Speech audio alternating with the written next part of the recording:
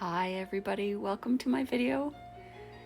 You can see I leave about a 2.5-inch border around the mat and then roll onto itself away, so maybe underneath.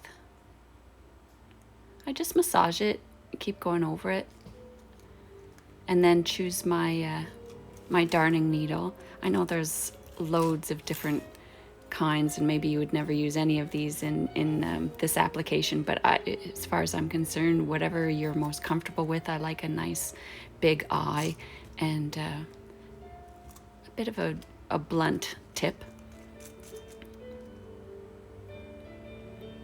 I use 2 lengths of yarn.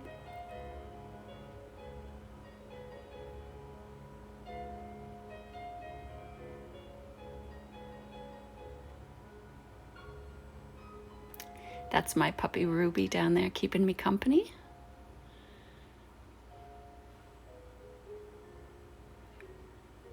So I start from underneath, and keep in mind I'm left-handed, and a lot of ways that I've been shown I've had to adapt to be comfortable for me. So you start on the hole just right after your last line of hooking, and then pull it up, and I leave a little tail and roll it under into the burlap. Be careful here when you're making your first stitch, because you can poke that tail out up through the burlap, and it could cause you a bit of a headache. So just make sure that you roll that little tail in.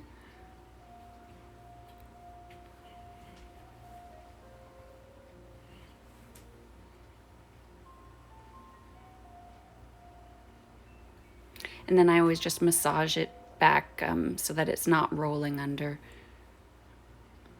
This corner here, I'll always have to nip off a bit, and then I just roll it around, feeling it along the way. This I found to be a little bit too much burlap still as I was making the corner.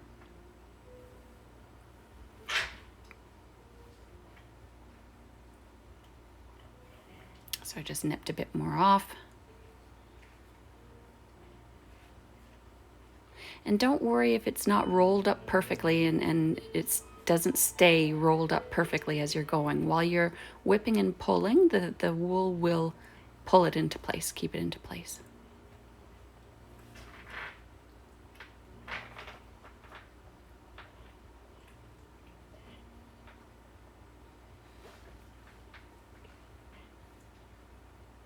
As you're making corners, you may have to go in the same hole right at the corner just so that you can go around the bend.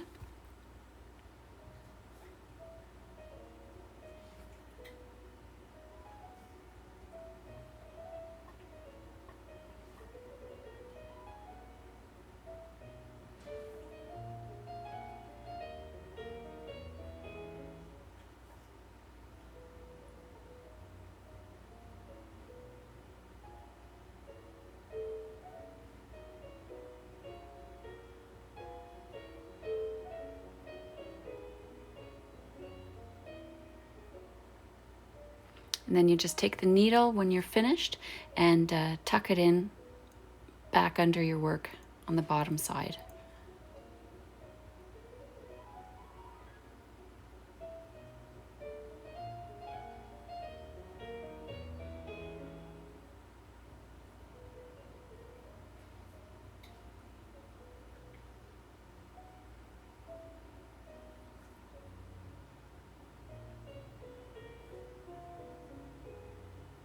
Now the way I take my yarn is that I'll take almost 3 full arms lengths.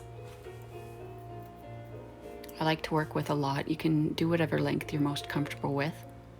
And while I'm pulling yarn, I'll pull off 4 lengths. And as I mentioned earlier, I work with 2 lengths at a time, so I'll just take 2 and put them away for later.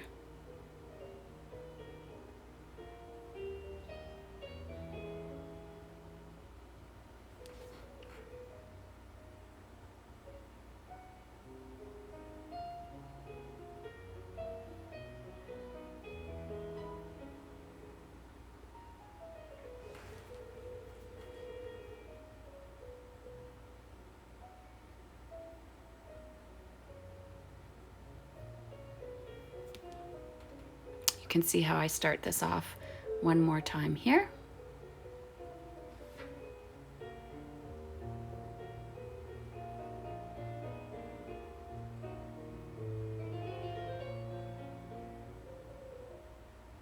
I know there are a number of different ways to do this, but I like this way.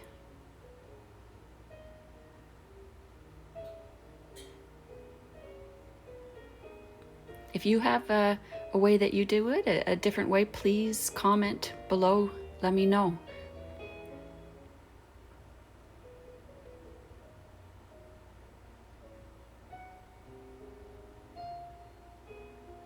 And then again, finishing it by poking it under the work on the back.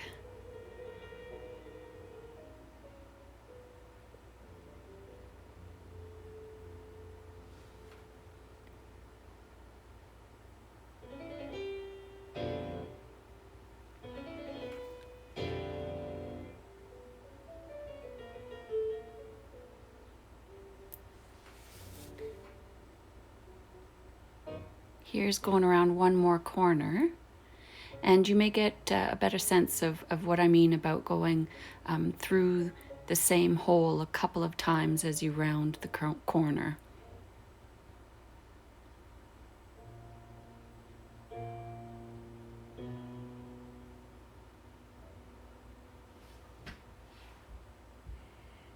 Making sure that I'm right up against my last row that I hooked. And yes, you can see how the how it's kind of rolling up on the mat that's laying out on the table further away from the camera. You can see how it's rolling up just a little bit, but I find that once it lays on the floor and gets walked on a little bit, that it flattens right out.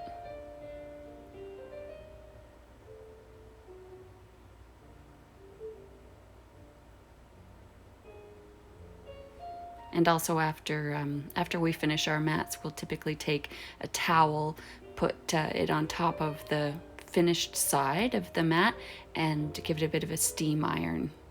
So that helps to flatten it out a bit too.